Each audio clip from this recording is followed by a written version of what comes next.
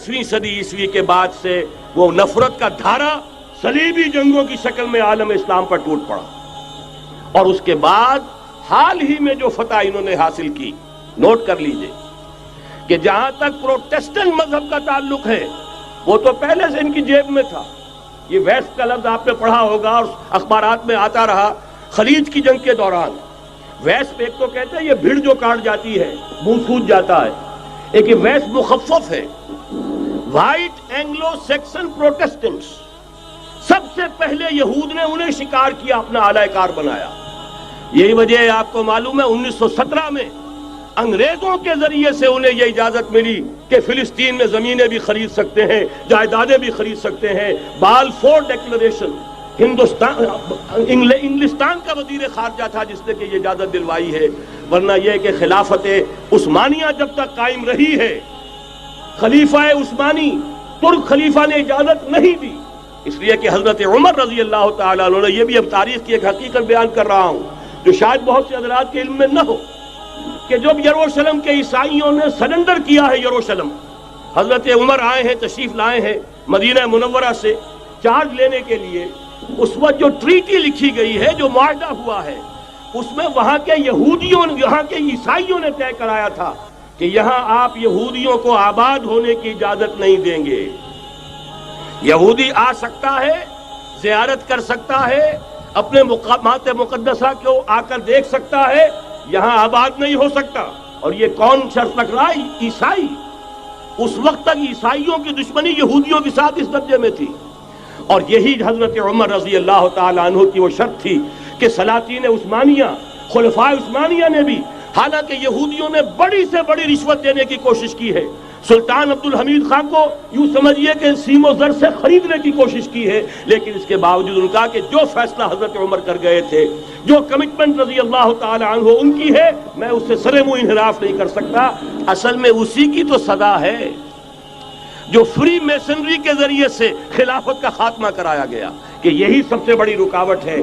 اگر خلافت ختم نہ ہوتی اور اگر کہیں جہاد کا اعلان خلیفہ عثمانی کی طرف سے ہو گیا ہوتا تو یہ کہی تھی بات، جب حضرت شیخ الہند رحمۃ اللہ علیہ جب یہ اسیری میں تھے مالٹا میں، تو وہاں کا انگریز کمانڈنٹ، اس نے چونکہ وہ کچھ مرید ہو گیا تھا یا کم سے کم عقیدت مند ہو گیا تھا، ایک روز حضرت شیخ الہند نے ان سے سوال کیا اس شخص سے کہ آپ لوگ ہماری خلافت کے پیچھے کیوں پڑے ہوئے؟ یہ تو بیمار، تم خود کہتے ہو یورپ کا مرد بیمار ترکی، آپ کو کیا ڈر ہے اس سے؟ آپ کیوں اس بیچاری خلافت کے در پہ ہیں؟ اس شخص نے جواب دیا تھا، مولانا اتنے بھول پن کے ساتھ بات نہ کیجئے، ہم بھی جانتے ہیں، آپ بھی جانتے ہیں، اگر کہیں خلافت عثمانیہ کی طرف سے جہاد کا اعلان ہو گیا تو پورے عالم اسلام سے لاکھوں مسلمان اپنے سروں سے کفن باندھ کر نکل آئیں گے۔ آج اس گئے گزرے دور میں بھی اس کمزور اور یوں سمجھیے کہ نام نہاد خلافت کے اندر اتنی جان ہے، اتنی طاقت، لہذا اس کو ختم کیا گیا، اور ختم کرایا گیا کن کے ذریعے سے؟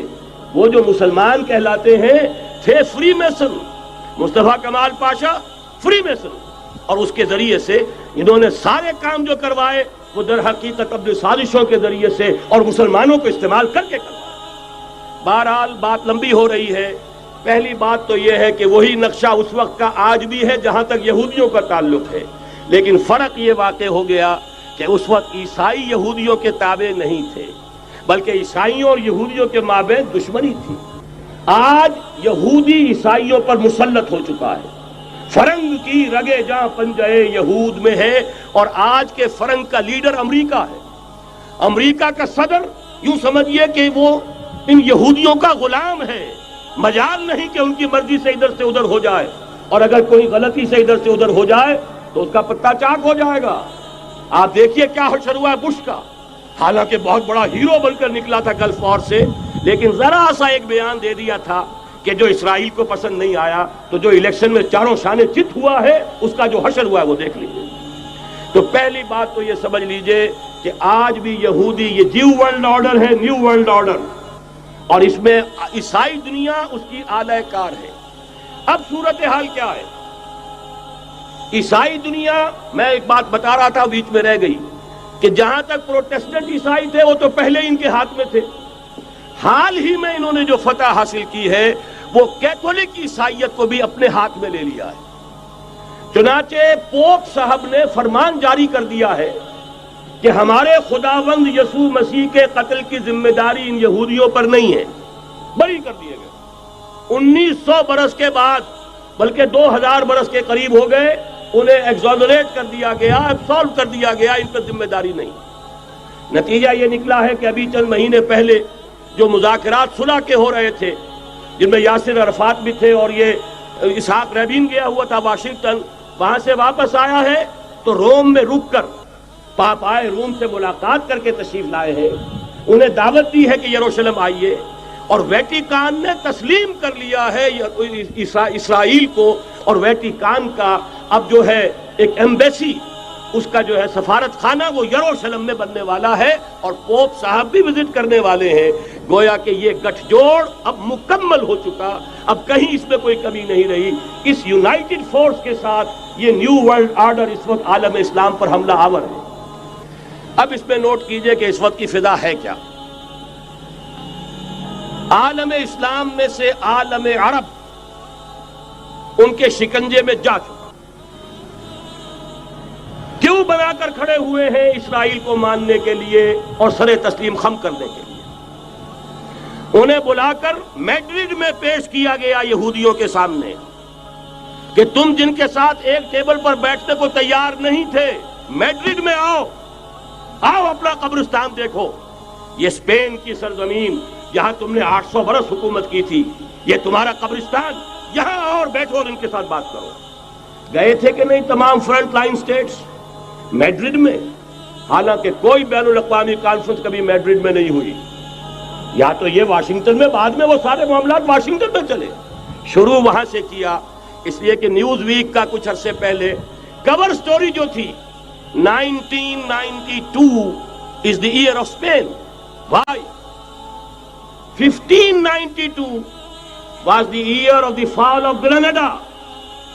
1492 میں 1492 میں غرناطہ کا سقوط ہوا، اور پورے آئیبیرین پیننسولا سے ایک ایک مسلمان بچہ نکال کر ختم کر دیا گیا، یا زندہ جلا دیے گئے، یا تہہ تیگ کر دیے گئے، یا جہازوں میں بھر بھر کر۔ اور آپ کو معلوم ہے میڈیٹرینین کی حیثیت کیا ہے، خلیج ہے، ایک معمولی سی خلیج، ادھر سے اسپین کا ساحل قریب آ جاتا ہے، اسپین کے ساحل سے جہازوں میں بھرا اور نارتھ افریقہ کے ساحل کے اوپر پھینک کر آ گئے۔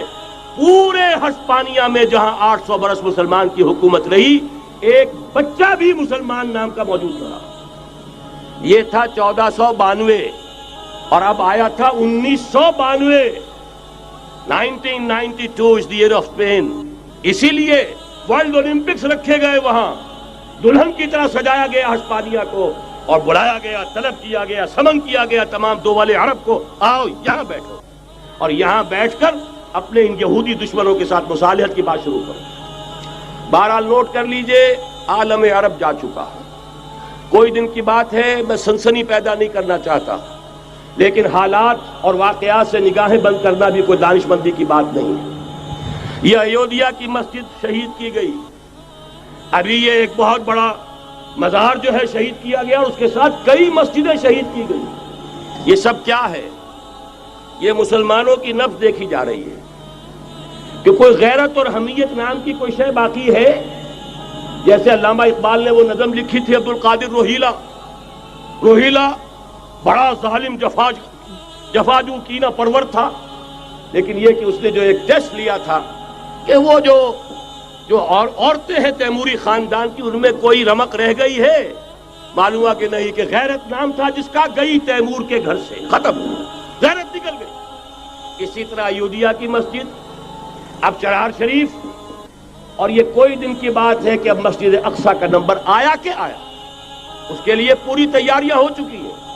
یروشلم کا مشرقی حصہ خالی کرایا جا چکا ہے، اس کے اندر اب پورا تسلط یہودی کر رہے ہیں، یہاں تک کہ اب کے یاسر عرفات صاحب نے بھی کچھ نہ کچھ جو ہے احتجاج کی بات کی ہے، حالانکہ اب تک ہر بات مان کر منقار زیر پر تھا، لیکن یہ کہ ایک وقت آتا ہے آخر کار اسے بھی کچھ بولنا پڑ گیا ہے۔ لیکن یہودی اب پیچھے قدم ہٹانے والا نہیں ہے، ان کا تھرڈ ٹیمپل، تیسری مرتبہ ہیکل سلیمانی تعمیر ہونا ہے۔ نوٹ کر لیجئے، ان کے لیے وہ وہی کچھ ہے جو ہمارے لیے کعبہ ہے. ان کے لیے ہیکل سلیمانی بالکل وہی حیثیت رکھتا ہے جو ہمارے لیے کعبہ. وہ ہیکل سلیمانی ایک مرتبہ پہلے نبوکدنضر کے ہاتھوں مسمار ہوا، پھر سن 70 عیسوی میں ٹائٹس کے ہاتھوں مسمار ہوا. سن 70 کے بعد آج 1995 میں کتنے برس ہو گئے؟ پورے 1925 برس ہو گئے کہ ان کا کعبہ زمین بوس پڑا ہوا ہے. اب تک تو ان کا بس نہیں تھا، اب تو بس ہے کہ نہیں؟ اب ان کی حکومت ہے کہ نہیں؟ اب شاہ حسن ہو چاہے شاہ حسین، ان کے نوکر اور چاکر ہیں یا نہیں؟ اب انہیں ڈر کس کا ہے؟ لہذا کوئی دن کی بات ہے مسجد اقصیٰ شہید ہوگی اور ٹیمپل کی تعمیر شروع ہوگی. یہ تو بہرحال ایک نقشہ ہے. اگلا نقشہ آپ کو بتانا چاہتا ہوں، ایک دوسری تصویر ہے. یہ تصویر ہے زمینی، ایک تصویر ہے آسمانی. وَمَكَرُوا وَمَكَرَ اللَّهُ وَاللَّهُ خَيْرُ الْمَاكِرِينَ. انہوں نے اپنی سی تدبیریں کی، اللہ نے اپنی تدبیر کی، اور ظاہر بات ہے اللہ کی تدبیر سے بہتر تدبیر کس کی ہوگی؟ چنانچہ یہودیوں کی سازشیں اس وقت بھی ناکام ہوئی تھی یا نہیں؟ ظاہر بات ہے جاء الحق وزهق الباطل ان الباطل کان زہوقا. لہذا یہ آیتیں دونوں اعلان کر رہی ہیں کہ یہودیوں کی سازشیں بالآخر ناکام ہوں گی اور دین حق کا بول بالا ہو کر رہے گا. یہ تو ان آیتوں سے ظاہر ہے. یریدون لیطفئوا نور اللہ بافواہہم واللہ متم نورہ ولو کرہ الکافرون. یریدون ان یطفئوا نور اللہ بافواہہم ویابى اللہ الا یتم نورہ ولو کرہ الکافرون. هو الذی ارسل رسولہ بالہدى ودین الحق لیظہرہ علی الدین کلہ ولو کرہ المشرکون.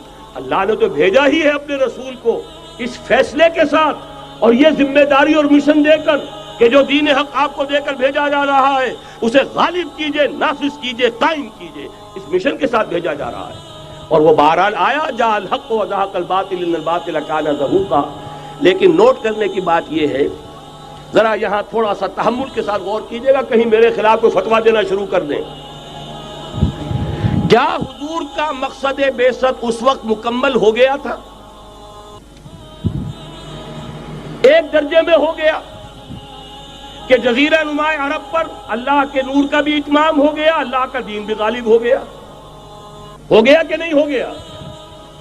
لیکن کیا محمد الرسول اللہ صرف عرب کے لیے بھیجے گئے تھے؟ قرآن کہتا ہے ببانگ دول وما ارسلناک الا کافۃ للناس بشیرا ونذیرا. اے محمد صلی اللہ علیہ وسلم، ہم نے نہیں بھیجا ہے آپ کو مگر پوری نوع انسانی کے لیے بشیر اور نذیر بنا کر. تو جان لیجئے کہ یہ مقصد بعثت محمدی صلی اللہ علیہ وسلم بتمام و کمال اس وقت پورا ہوگا جب کل عالم انسانیت پر، کل روئے ارضی پر اللہ کا دین اسی طرح غالب ہو جائے گا جس طرح کہ محمد رسول اللہ والذین معہ صلی اللہ علیہ وسلم ورضی اللہ تعالی عنہم اجمعین، ان کے ہاتھوں سے، ان کے ایثار سے، ان کی قربانیوں سے، جن کا نقشہ آپ کے سامنے مولانا کھینچ چکے ہیں، ان کے اثار، ان کی قربانیاں، ان کی محنت، ان کی جفاکشی، ان کی سرفروشی، ان کے جان تن من دھن لگا دینے کے نتیجے میں جیسے اس وقت غالب ہوا تھا کل روئے ارضی پر غالب ہوگا، تب کہیں جا کر مقصد بعثت محمدی مکمل ہوگا. یہی وجہ ہے اقبال نے کہا تھا وقت فرصت ہے کہاں، کام ابھی باقی ہے، نور توحید کا اتمام ابھی باقی ہے. لیکن ساتھ ہی خوشخبری بھی دی تھی، یہ چمن معمور ہوگا نغمہ توحید سے. آئے گا وہ دور، یہ چمن معمور ہوگا نغمہ توحید سے، لازماً آ کر رہے گا.